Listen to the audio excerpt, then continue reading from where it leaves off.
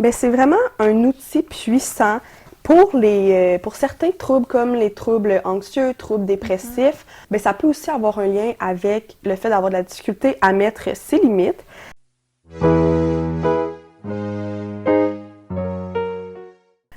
Allô, Sandrine? Allô Laetitia? Je suis tellement contente aujourd'hui parce que on est de retour officiellement. Oui, c'est comme ça qu'on débute là, officiellement notre saison 2. C'est une merveilleuse chance de pouvoir faire ce podcast et encore plus qu'il soit renouvelé pour une deuxième saison d'ailleurs. On a encore tellement de beaux sujets à discuter ensemble, des bonnes idées d'épisodes, je crois, pour cette nouvelle saison. Absolument. Ben, j'espère vraiment que ça va plaire à ceux et celles qui nous écoutent. Je suis sûre que oui. En tout cas, il y a beaucoup de travail derrière là, ce qu'on voit pas toujours. Mais c'est sûr, là, honnêtement, tout ce qui est trait à la santé mentale, on pourrait s'étaler pendant extrêmement longtemps sur le sujet, en fait. Oui, puis pour cette saison, ben, on s'est assuré que la qualité audio soit encore meilleure. On a travaillé fort, fort, fort. Donc, j'imagine que ça va être juste plus plaisant pour nos auditeurs à nous écouter avec un meilleur son, mais toujours avec autant de qualité dans nos propos. Absolument, oui.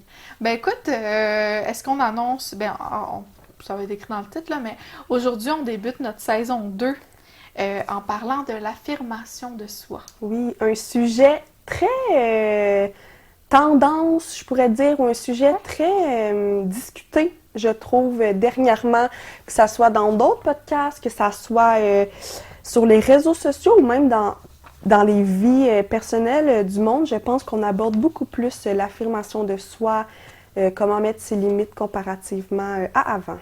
Absolument. Ben, tu sais, on en parlait avant le tournage, là, à quel point c'était un sujet qui revient excessivement souvent dans autant tes suivis à toi que dans les miens. Puis, tu sais, pourtant, on est quand même dans des secteurs de l'intervention comme, je dirais pas différents, mais tu sais, toi, tu es plus en santé mentale. Là, moi, maintenant, je suis en santé mentale, mais aussi en dépendance. Donc, l'affirmation de soi, en fait, ça va être central. Oui. Beaucoup dans le bien-être d'une personne, puis je te dirais son bien-être psychologique, mais son bien-être social aussi, surtout. Oui, vraiment. Puis, ben, c'est ça qu'on discutait même tantôt, c'est que ça revient très souvent. Puis, même si la personne ne va pas nécessairement consulter pour l'affirmation de soi, mais souvent, on va retrouver quand même ce terme-là dans les différents suivis qu'on a. Absolument. Puis, tu sais, je voudrais commencer, en fait, en disant tout d'abord que j'ai quand même observé quelque chose justement dans mes suivis par rapport au fait de mettre ses limites, de s'affirmer. C'est que très souvent, les gens vont dire qu'ils vont venir chercher des outils pour s'affirmer, mais ce qu'ils cherchent en premier lieu, c'est un regard neutre et extérieur pour valider qu'ils ont le droit de se sentir comme ils se sentent. Puis souvent là, ce regard-là, bienveillant, qui ne les jugera pas, qui va être extérieur, ben, va permettre de désamorcer souvent un sentiment qu'ils vont ressentir. Puis je tiens à rappeler, tu sais, aussi par rapport à ça, que si par exemple vous avez des différends avec quelqu'un que vous savez pas comment l'aborder, que ça vous crée un stress, que ce soit comme un voisin, une chicane avec l'épicier du coin, peu importe, là, il existe des ressources là, dans la région pour la médiation, pour de l'aide à la médiation d'ailleurs. Hein? Si on pense par exemple à Équijustice, en fait, Équijustice qui opère dans le Bas-Saint-Laurent. Là. Donc, on n'a pas à être seul avec le besoin de communiquer de manière efficace et de s'affirmer. Oui, c'est un bel ajout que tu viennes de faire, Sandrine. Ben, je te laisserais peut-être commencer par toutes nos informations du podcast. Ça vient d'où? C'est la belle recherche que tu as fait comme à l'habitude. Ben, merci beaucoup, Laetitia. En fait, là, l'écriture de ce podcast-là, c'est beaucoup, beaucoup inspiré du livre L'affirmation de soi, une méthode de thérapie des auteurs Bernard Rouchous et Frédéric Fanget. Donc, deux auteurs français. C'est un livre duquel j'ai beaucoup puisé mes informations pour le podcast. Je l'ai lu vraiment là, de manière passionnée quand est venu le temps de m'asseoir pour l'écriture. Donc, je vous le dire, là, ça vient beaucoup de ce livre-là. Oui, puis on voulait faire aussi un petit disclaimer si jamais toutes les informations, les conseils là, qu'on va offrir, ben, nous, c'est vraiment comme à l'habitude des conseils généraux. On essaie, oui, d'aller dans la nuance, mais si jamais vous voulez pousser plus ou vous sentez que c'est une difficulté récurrente pour vous, d'avoir de la difficulté à mettre vos limites, on vous conseille, comme à l'habitude, là, d'aller en parler avec un professionnel, là, en santé mentale. Donc, comme à l'habitude, le podcast ne remplace pas un rendez-vous avec ou un suivi avec un professionnel. Absolument, oui. Ben écoute, dans mes recherches justement là, sur l'affirmation de soi, j'ai découvert entre autres d'où est-ce que le concept d'affirmation de soi venait. C'est super intéressant en fait parce que le concept de l'affirmation de soi remonte aux années 70. Puis on se replace historiquement parlant, tu sais, les années 70, on parle de l'après-guerre du Vietnam aux États-Unis, on parle aussi du mouvement hippie, puis aussi des valeurs égalitaires en croissance au sein de la société. C'était là qu'on parlait de plus en plus, par exemple, des luttes contre le racisme, des luttes pour les droits aux homosexuels, des luttes contre la discrimination des genres, etc., etc.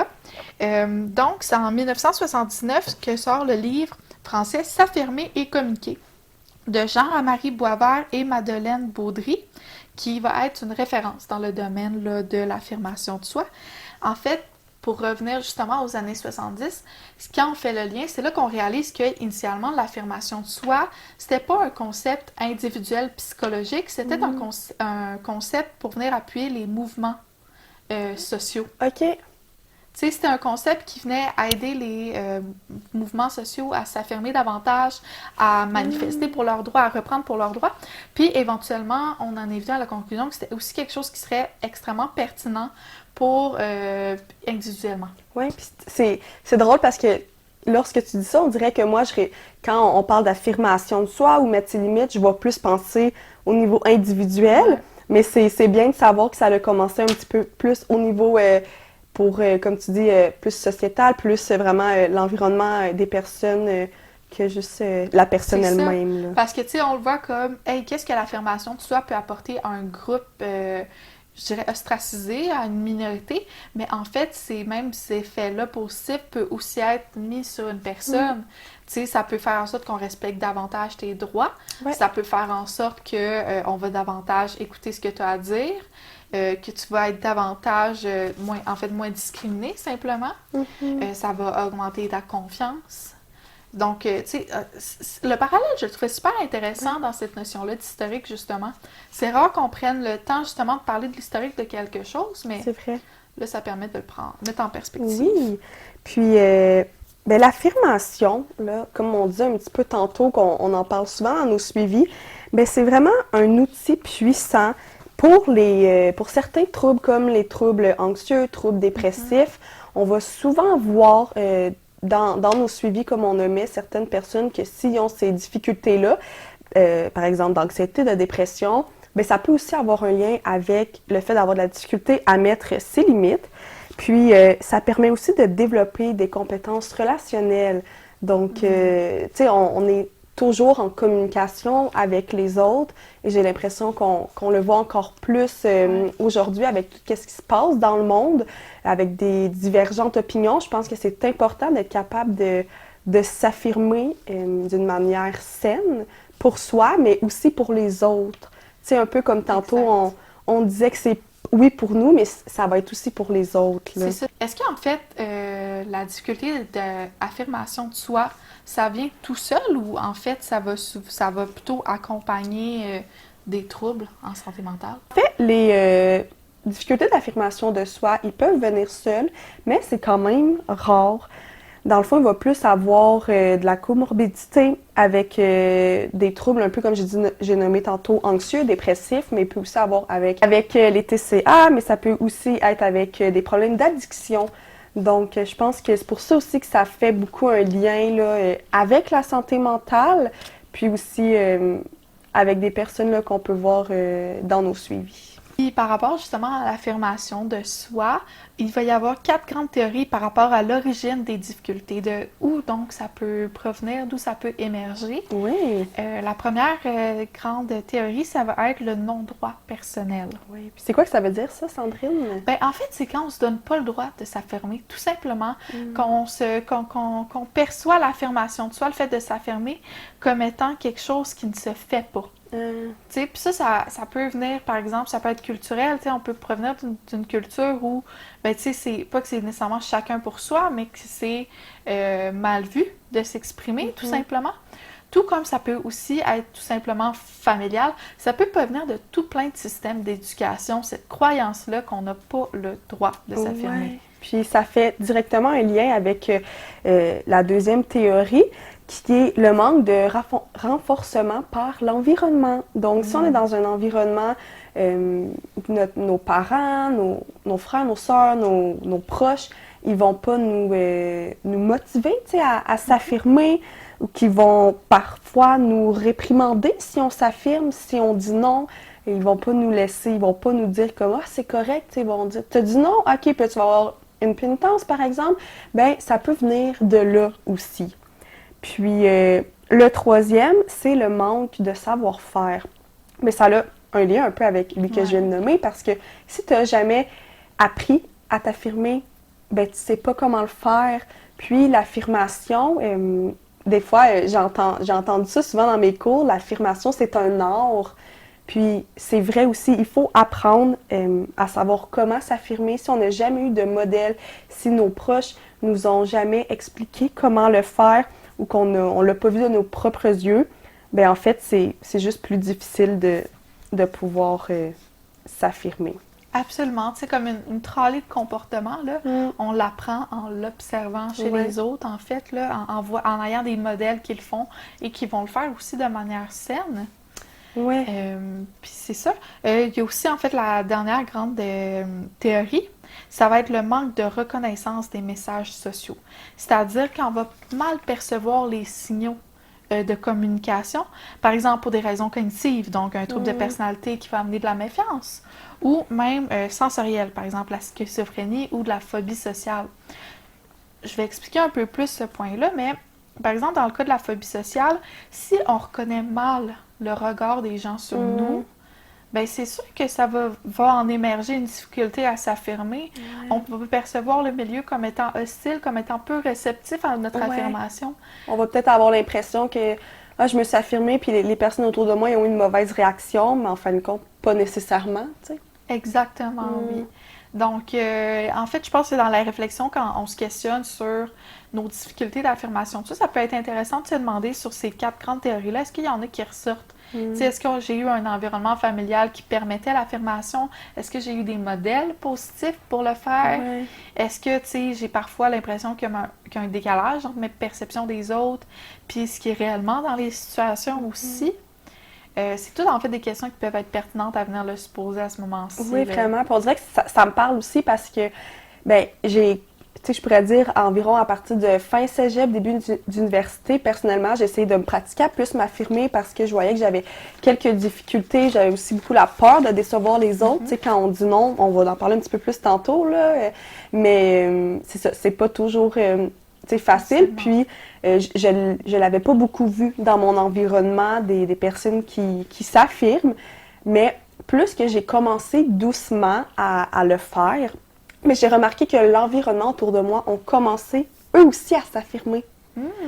Donc là, je trouve que on est juste dans un bel environnement où tout le monde est capable de s'affirmer, tout le monde comprend les autres, puis je pense que c'est là qu'on peut voir aussi que si toi, tu commences à le faire, ben ça se peut que tes proches commencent eux aussi à le faire parce qu'ils vont s'inspirer de toi. C'est ça, là. En fait, non seulement tu t'aides toi-même, mais tu deviens un modèle pour autrui. Oui, puis des fois, c'est sans nécessairement que le monde le réalise. Tu sais, des fois, c'est juste, tu vas dire « Ah, ben mon amie, elle s'est affirmée à ce moment-là, donc moi, présentement, j'aimerais lui dire quelque chose. Ben vu qu'elle l'a déjà fait, tu sais, moi aussi, je vais le faire. » Donc, je pense que ça peut nous aider, mais ça peut aider les autres aussi. Absolument. Puis, ben là, si j'aborde un petit peu les 3 types de comportements relationnels, mais bien important de ne pas confondre avec des types de personnalité. Le premier, c'est le comportement passif. Et ça veut dire, dans le fond, que la personne, elle va être passive, donc elle ne va pas exprimer ses besoins, puis elle va beaucoup laisser la place à l'autre personne. Donc, par exemple, je sais pas, on passe une journée ensemble, puis moi, je te dis pas c'est quoi que j'ai envie de faire, ou tu me poses des questions, puis je te dis, tu sais, décide. Ben là, toi, tu vas plus prendre la place de décider, puis moi, je vais vraiment rester... Ouais. On met de côté, en fait, là, ce qui est... On met de côté ses besoins. Oui, vraiment, en bref résumé. Le deuxième, c'est le comportement agressif ou le comportement hérisson. J'aime bien l'exemple avec les hérissons, on dirait qu'on voit les petits pics, mais en fait, c'est que la personne, elle va imposer ses besoins et ses désirs à l'autre sans respecter les besoins de l'autre. Donc, ça, je pense que c'est un point très important parce que dans l'affirmation de soi, il y a nous, mais il y a aussi l'autre. Donc, d'apprendre à s'affirmer sainement pour répondre à ses besoins, mais aussi répondre aux besoins de l'autre. Et le dernier, le comportement affirmé. Ça va être une personne qui va exprimer ses besoins et ses désirs en respectant les désirs de l'autre. Donc, c'est celui qu'on tend à avoir. Oui, absolument. Mais tu sais, en fait, parlons du comportement passif, parce que j'imagine que quand on en parle, il y a peut-être beaucoup de personnes qui se reconnaissent et disent « Oh, c'est vrai que moi, je peux avoir une tendance à l'avoir souvent. » Un comportement passif, en fait, va être caractérisé par le fait de ne pas exprimer ses besoins et ses désirs, se laisser dominer par l'autre. Par exemple, on va parler d'un ratio de parole d'environ 5% que nous, on parle, et l'autre va parler peut-être 95%. C'est immense, il y a un gros décalage entre Quand les même deux. très gros. Ça va aussi venir avec l'attente que l'autre devienne nos besoins. Combien de fois est-ce qu'on entend ça, tu sais, ben là, il serait supposé le savoir. Ouais. Ou tellement, puis ça me fait penser à la fin de semaine, j'ai eu un événement avec des professionnels là, en relation d'aide, puis une personne parlait de l'affirmation de soi et nommait, elle était plus avec les relations de couple, mais elle expliquait que dans un couple, souvent, on va s'attendre que si on a nommé une fois à notre partenaire notre besoin, il va toujours s'en souvenir. Et donc, on va être fâché s'il ne fait pas ce qu'on voudrait. Mais non, notre travail, c'est de nommer nos besoins. Exactement. Puis tu sais, par exemple, là, un enfant là, qui apprend à utiliser des ciseaux pour la première fois, il sera pas très bon. Tu sais, c'est avec la pratique qu'il va devenir de plus en plus bon, puis de plus en plus autonome. Ben, c'est à peu près la même chose quand on apprend à quelqu'un à communiquer avec nous. On peut pas avoir l'attente que la personne directement, tu sais, elle sache ce qui nous fait plaisir, elle lise dans nos, elle lise dans nos pensées, puis c'est sûr qu'on aimerait ça, que l'intention soit genre directement de nous faire plaisir, mais malheureusement, ça ne marche pas comme ça. Donc, ça vient justement avec beaucoup cette attente-là que la personne devine nos besoins. On va parler aussi que dans le non-verbal, ben, ça va être de ne pas beaucoup regarder l'autre. Baisser souvent les yeux, avoir une voix faible et peu audible. Face à un conflit, la personne qui va avoir un comportement passif va avoir tendance à se taire ou à fuir le conflit. Tu sais, une tendance évidente un peu. Puis après avoir adopté un comportement passif, on va souvent se sentir mal, frustré et parfois même regretter. On met l'accent sur la frustration. Parce que cette frustration-là, si on lui laisse pas, si elle se construit sans qu'on lui laisse la place de se construire, là, elle va sortir là où ça dépasse. Tu sais, un peu comme un couvercle avec de l'eau qui bouille à l'intérieur, ben tu sais, ça va dépasser un peu plus tôt partout, plutôt que si on fait juste enlever le couvercle puis baisser la température doucement, là. 100%. Puis on dirait que ça me parle beaucoup parce que, ben, je pense que ça nous a tous déjà arrivé de ne pas avoir nommé comment on se sentait ou nos besoins de s'être affirmés. Puis d'ensuite ressentir de la frustration contre, je ne veux pas dire contre la personne, mais avec la situation, parce qu'on a l'impression que soit la personne n'a pas été à l'écoute, mais on peut avoir une petite part aussi de responsabilité. Puis comme toujours, il y a toujours plusieurs personnes, tu sais, pour la responsabilité, mais je trouve que ça peut expliquer aussi des fois pourquoi on va se sentir comme ça.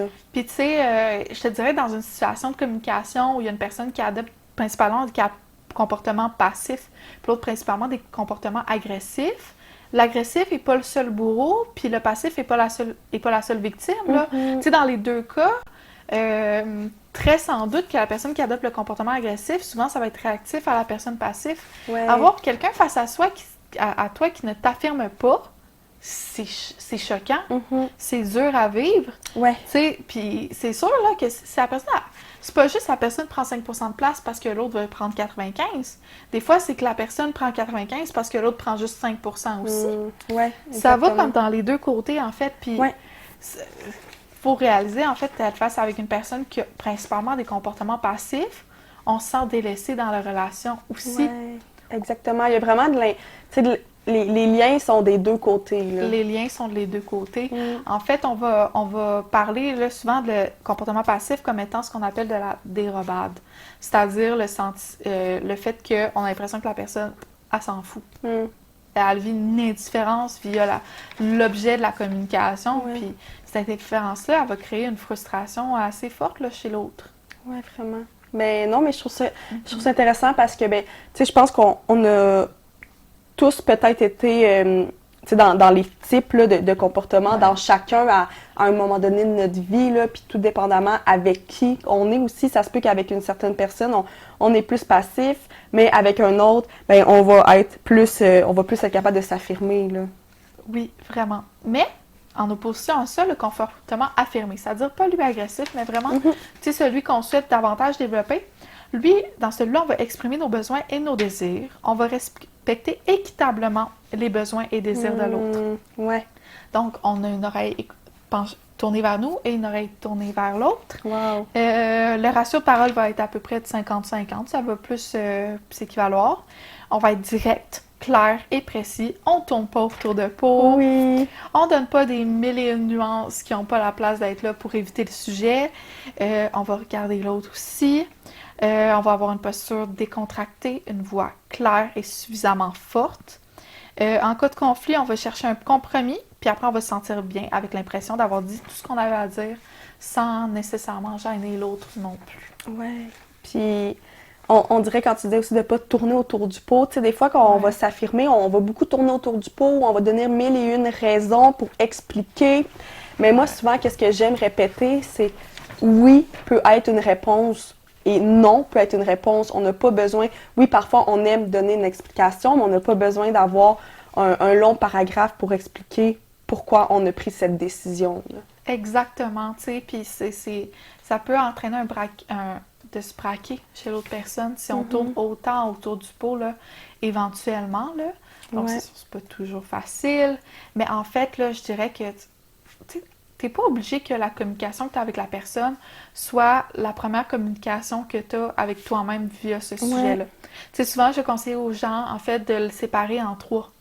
Tu sais, le premier, c'est de vivre l'émotion sans filtre, sans autocensure, dans un contexte qui est bienveillant. C'est-à-dire, par exemple, là, ben, tu cries chez toi. Ben, pas tu cries, mais genre, tu parles à voix haute chez toi.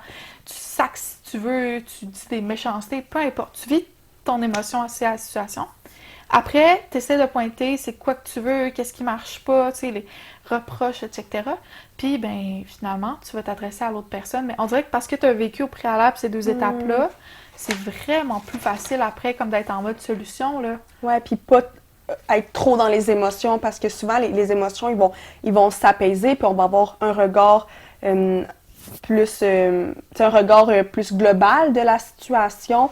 Donc, nos émotions vont encore être en lien, tu sais, quand on va nommer notre besoin, mais ils vont être à moins grande intensité, là. Ensuite, qu'est-ce qui est intéressant aussi à savoir, c'est qu'une personne qui a un comportement là, affirmé, mais ça va être autant difficile de communiquer avec une personne qui a un comportement agressif ou une personne qui a un comportement passif. Puis parfois, on peut peut-être penser que ça va être plus difficile avec l'agressif, mais comme tu as dit un petit peu tantôt, si on est avec une personne qui est passive, donc qui va parler environ un 5%, qui va nommer ses besoins à un 5%, bien, le passif, lui, il veut un 50-50. Donc, ça va être difficile pour lui de retrouver cette égalité-là. Puis, on va aussi remarquer qu'une personne qui tente de s'affirmer, là, elle peut parfois tomber plus facilement dans l'agressif. On peut faire le lien si quelqu'un est dans le passif, puis toi, tu essaies de vouloir son point, mais la personne ne nomme pas ses besoins, bien, ça se peut qu'à l'intérieur de nous, ça commence un peu à bouillir, puis là, on veut des réponses, donc c'est là que l'agressivité, le comportement agressif peut arriver. Peut émerger là, de tout ça en quelque sorte. Plus beau le mot émerger que arriver. Il faut aussi dire en fait que si on est dans un processus de remettre en question ses capacités de communication, puis qu'on on veut développer son affirmation de soi, c'est complètement normal et prévisible que les relations qu'on va avoir avec les autres vont être chamboulées. C'est normal, les relations se construisent sur la communication, sur les attentes puis sur la prévisibilité. Fait que, tu sais, pour prendre l'exemple, mais quelqu'un qui serait toute sa vie ami avec quelqu'un qui s'affirme peu puis qu'ils se sont créés un équilibre dans cette relation-là par rapport à ça, puis que la personne commence à plus s'affirmer. Puis si en plus, comme on le dit dans les débuts, qu'on s'affirme plus en agressif, la relation va être chamboulée, elle va avoir besoin d'être définie. Puis c'est complètement normal qu'il y a même peut-être des relations qui vont se perdre là-dedans, tout simplement. Puis c'est un peu en lien avec ce que je disais tantôt, que parfois quand on s'affirme, on a le contrôle sur notre affirmation, mais on n'a pas le contrôle sur la réaction de l'autre. Donc, en lien avec ce que tu dis, parfois, c'est ça, les relations, les dynamiques, ils peuvent être modifiées, ils peuvent... Tu sais, en fait, c'est comme si dans la situation, on avait le deux choix, tu sais, on s'affirme ou on s'efface. Puis, ça va être important de venir s'affirmer, mais de prendre le temps de le faire adéquatement. Puis c'est pour ça que ça peut être pertinent peut-être d'en parler à un professionnel.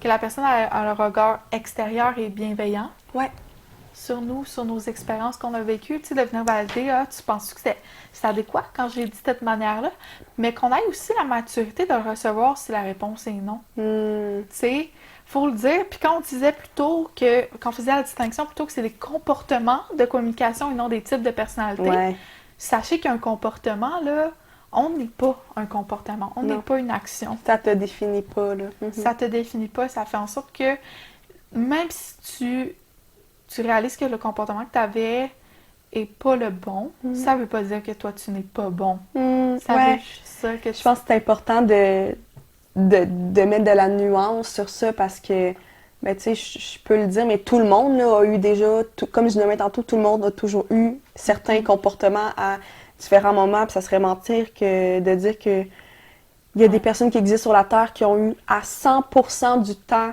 toujours des comportements qui sont affirmés, là.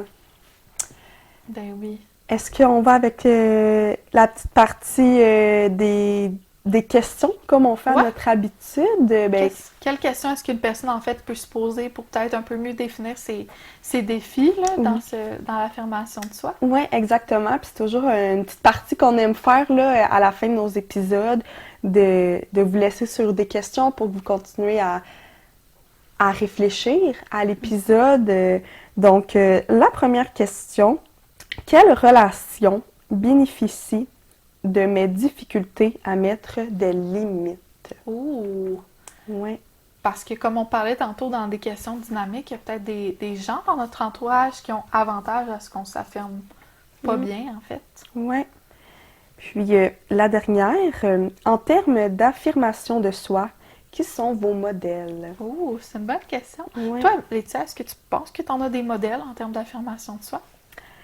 C'est vraiment spécial, qu'est-ce que je vais dire, mais c'est ma professeure, une de mes profs au cégep.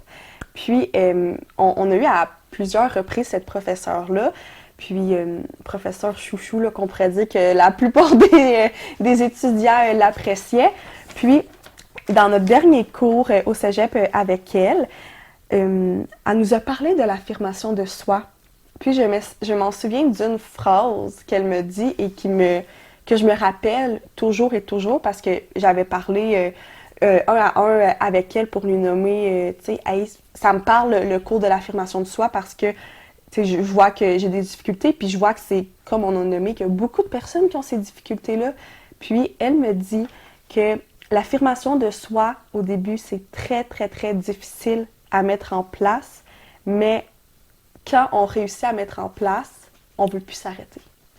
Puis on dirait que ça me parlait, puis de me dire que cette professeure-là, que je trouvais très, très professionnelle, avec beaucoup de compétences, qu'elle aussi, elle a déjà eu de la difficulté à s'affirmer, mais que maintenant, elle le fait, puis elle voit qu'elle ne voudrait pas retourner en arrière.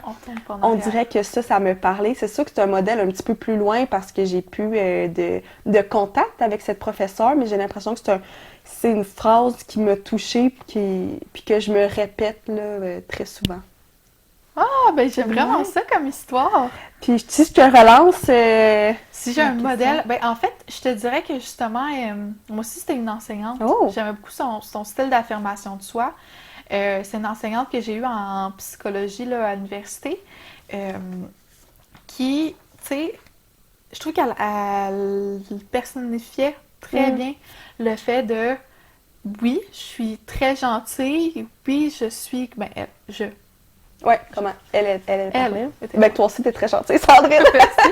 mais dans son cas, elle était super gentille, tu sais, tous. Pourtant, tu vois, moindrement que quelqu'un débordait de tout ça, moindrement que comme quelqu'un tombait soit dans le partage excessif là, de son vécu, elle redirigeait. Mm. Elle savait très bien mettre la distinction entre, tu sais, c'est pas moi qui dois porter ce rôle-là actuellement dans la communication et dans notre lien qui s'établit. Wow. Puis je trouvais que c'était un super beau modèle parce que on dirait on le permet pas toujours, là, justement, là, quand on est quand on est intervenant ou justement dans ce cas-là, psychologue. Tu sais, Ouais. de par notre statut, de par nos valeurs, nos qualités interpersonnelles, ben, les gens vont rapidement se confier à nous, Mhm. mais ça veut pas dire qu'on doit le recevoir, Wow. cette confession-là. Mhm. Tu sais, en fait, même si on veut se permettre de continuer à aimer ce qu'on fait de manière professionnelle, il faut que le cadre avec notre vie personnelle soit fort, là. Puis je trouve que ça fait un lien avec un podcast que j'ai écouté. Puis c'est juste une fille qui Ouais. parle des réalisations qu'elle fait dans sa vie. Puis elle nommé qu'avec sa meilleure amie, quand elle avait besoin de l'écoute tu sais, de sa meilleure amie puis des conseils de sa meilleure amie, elle allait toujours lui demander, mettons par texto, tu sais, j'aimerais qu'on s'appelle parce que tu sais, je veux vider mon sac sur une telle situation. Est-ce que tu te sens prête à m'accompagner là-dedans présentement? Oh, j'aime Puis, ça. ouais, et donc là, tu poses la question, tu laisses la place à la personne de s'affirmer. Et donc là, ben, son amie, elle disait soit, oui, tu sais, j'ai l'espace pour ou non, présentement, j'ai pas l'espace, on va se reparler demain. Puis là, je trouve qu'on voit beaucoup le lien entre les besoins des deux personnes vont avoir été C'est ça. répondus. Dans ce cas-là, c'est le besoin des deux personnes qui a été répondu. Genre, tu sais, tu t'écoutes toi, tu sais que tu as besoin de l'écoute, Ouais, mais tu donnes à la personne la chance de s'affirmer elle. ouais. Tu donnes à la personne la chance de poser sa limite, puis tu lui donnes justement comme information que tu vas la respecter, cette limite-là, Ouais. tout simplement. Fait que tu sais, je pense que c'est des beaux modèles à avoir. Sans doute que c'est pas nécessairement des gens qui ont toujours réussi à l'avoir. Tu sais, que ça vient d'un travail qui a été fait à ce niveau-là. Oui.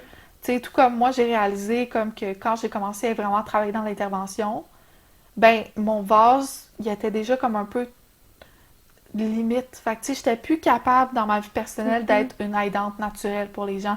Puis c'était de m'affirmer par rapport à ça. Ouais. Tout simplement, tu sais, que j'attendais pas que ça déborde, hein, je le disais, je suis comme, ah, là, j'ai besoin de ma bulle ou, tu sais, je redirigeais les gens vers d'autres ressources, simplement. 100%.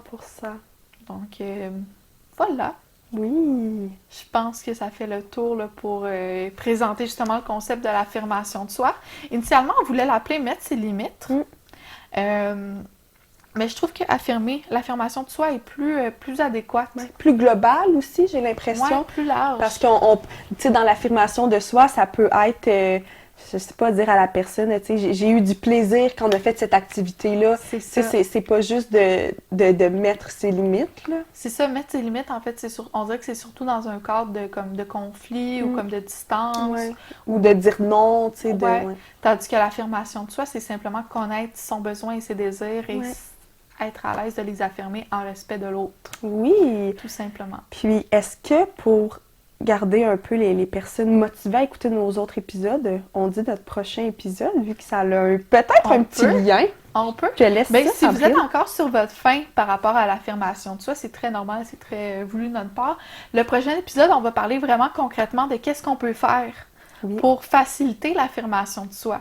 Aujourd'hui, on se contentait comme de l'expliquer puis d'en connaître là, les origines, mais le prochain épisode va servir à le décortiquer un peu plus. Oui, puis j'ai déjà hâte, là. J'aime tellement des fois un peu plus les trucs concrets, mais je pense que c'était très pertinent qu'on amène un peu plus la définition, l'explication.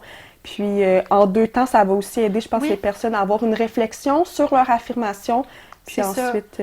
je veux que les gens aient une réflexion parce que, en toute honnêteté, il y a vraiment un gros mouvement que les gens, tout le monde se dit, il faut que je mette mes limites, il faut que je mette mes limites. Et à un certain moment, je me dis, ça marche pas. C'est pas vrai qu'on a tous besoin de mettre nos limites. Tu sais, à un certain niveau, là, il y a une partie de nous, on est comme un peu, on se met un peu à nous-mêmes, là. Il y en a d'entre nous qui mettons vraiment bien, on met vraiment beaucoup nos limites, là. Oui, des fois Tu sais, trop. trop, là. On les met comme beaucoup fort, là. Ouais. Puis on va les mettre de manière inadaptée en tombant dans l'agressif. Ouais. Donc, pour moi, c'était essentiel qu'on réfléchisse à son affirmation de soi avant d'agir là-dessus de manière aveugle, puis avant, en fait, de se positionner nécessairement comme victime dans Wow. la communication. Tu sais, comme je disais tantôt, c'est pas juste les passifs qui sont victimes, là. Ils sont aussi bourreaux à certains égards, parfois, là, dans la communication. Je pense que ça finit bien notre premier épisode de la saison 2. Oui! Donc, on se retrouve dans 2 semaines. Puis, n'hésitez pas à partager l'épisode, à écrire des commentaires.